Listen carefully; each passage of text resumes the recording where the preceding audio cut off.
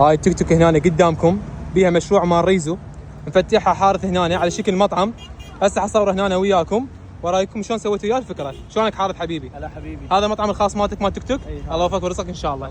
بس باع التيك توك مالته البسيطه والاكل مالته كلش نظيف، واهم شيء قبل ما يصب لكم الاكل بس تشوفوه بعد شلون النظافه. عاشتي لك حبيبي. الله يخليك. طاك هسه ريزو ببلاش؟ جربه بالله جربه شلونه؟ شلون طعم مالته؟ شوفوا لي بس التجربه انا واخويا مهدي هنا بالتيك توك ونطالع ريزو ببلاش حتى الفقره يساعدهم همين. هاي قدامكم الريزو بعد النظافه مالته مال حارث، وهاي التيك توك مالته حبيت اسوي وياه تجربه اجتماعيه ودز لاخويا مهدي اشوف ينطيله ببلاش ولا عمود اساعده انا من جوات عبد الله الشحمان يستاهل الدعم. شلون الريزو؟ طيب بالعافيه. ها كنت بعيد اصور بيكم اشوفك تطيله ببلاش وما تطيله ببلاش، بس راح صدق تساعد الفقره. الله يوفقك ان شاء الله ويرزقك يا رب. خليني اجربه وياك انا همين حارث. عيون انت. والدجاج اللي موجود عنده كلش طيب ومقسب همين، والتمن مالته نثري ويخبل يسويه بالبيت. كم مشروع فتحت تقريبا؟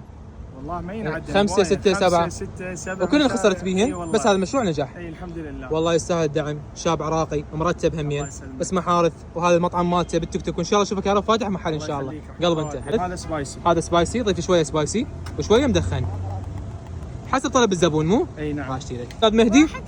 واحد عراق يابا. الف عافيه.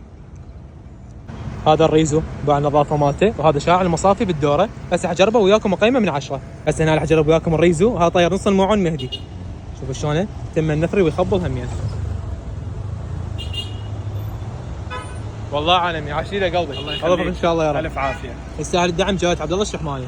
هذا الريزو مالتي خلص هنا. حارث مكانك وين صاير بالضبط؟ انا مكاني دوره شارع المصافي مدخل ابو طياره. الساعه بيش تفتح؟ والله انا تفتيحتي بعد العيد ان شاء الله من 10 الصبح اجرها لليل. الله يوفقك ان شاء الله ويرزقك يا رب. الله يخليك.